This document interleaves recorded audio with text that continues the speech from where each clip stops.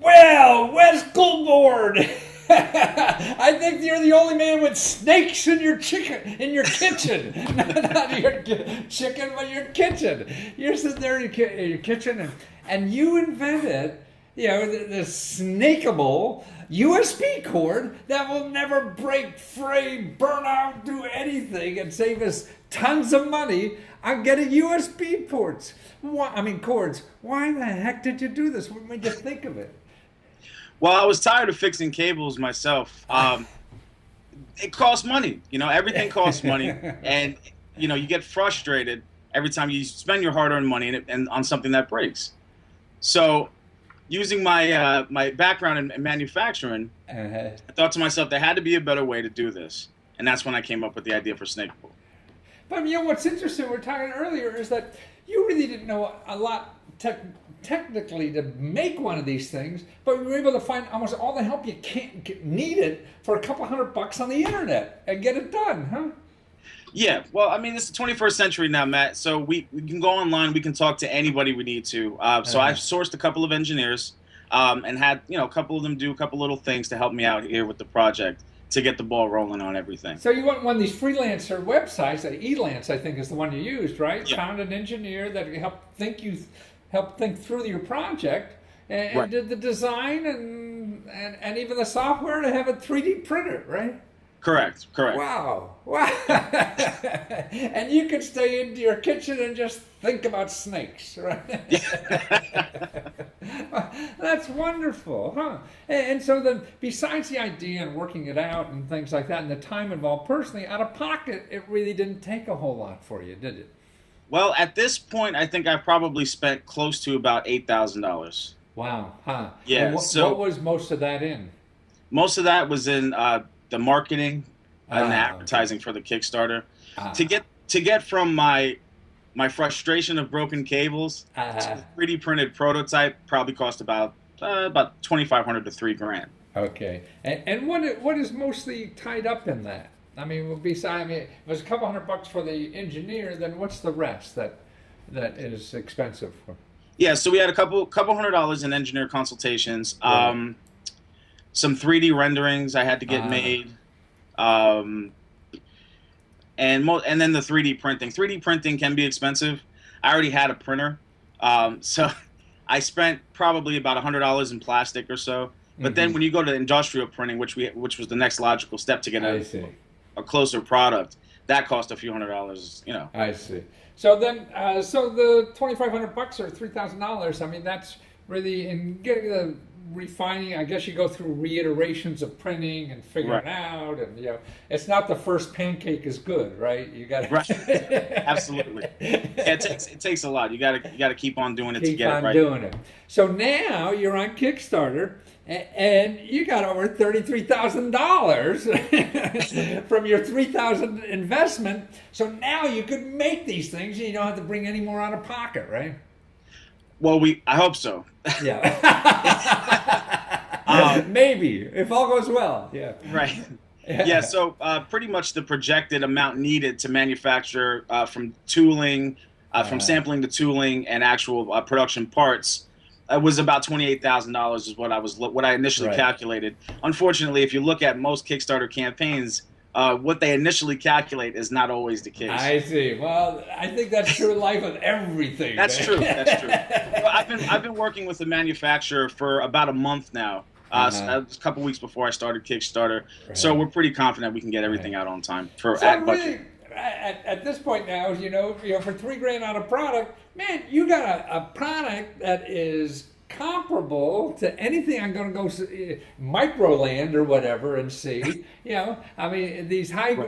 You're really competing with the big boys and able to do it, for a fraction of that cost. And now, but to me, what's more important, you got 1,200 people who love this thing already.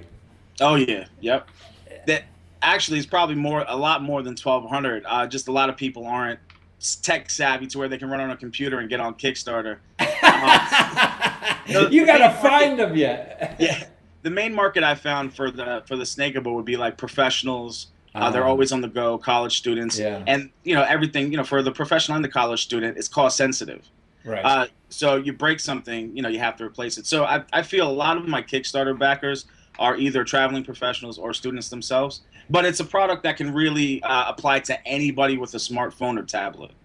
But more importantly, man, that there's a market. I mean, so you're not going Absolutely. to, print, 15,000 or what these things or whatever it is, make them and have them sitting in your garage for the rest of your life. Yeah. Right. Right. I got a lot of books very... like that, by the way. That's not... If you ever want how to get free tax help, I got a garage full of those things. And that's not the case anymore because you're finding money to finance for existing customers that always gave you the money for the product when you're ready, huh? Right.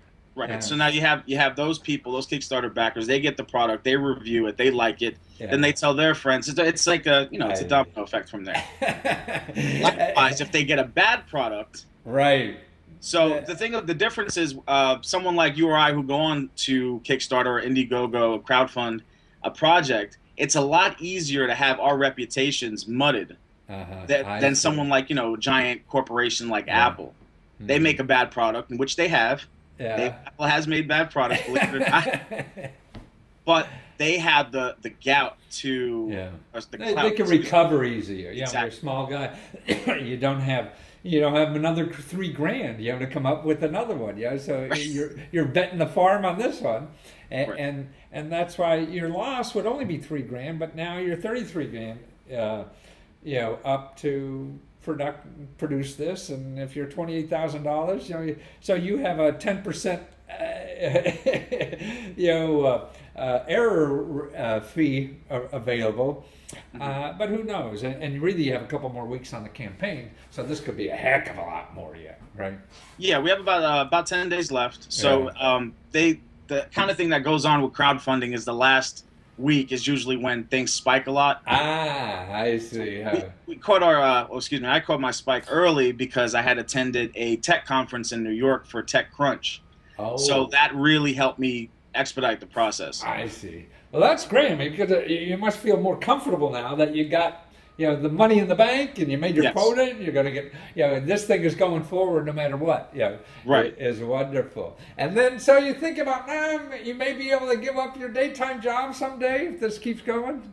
Well, I mean, the job I do now is great. But yeah, it's the American dream to work for yourself. So yeah, I would. Yeah, eventually. I'd like to. Oh, great. And it'll be you sitting in Philadelphia dreaming about snakes in your kitchen, right? Maybe they'll do a new movie. I see you used a little clip from that. Was that from the in your video? Oh, yeah. Was that from Snakes on the Plane? Yeah, exactly. I'm glad you noticed that. I haven't heard much about that. Oh, that's great. Hopefully the studio doesn't notice it. No, don't ask, don't tell. Yeah. If they sue you, you'll get $1 million of publicity for snakes. Exactly. Snakeable, right? So call them and tell them it's there so they sue you. Okay? You could use the publicity.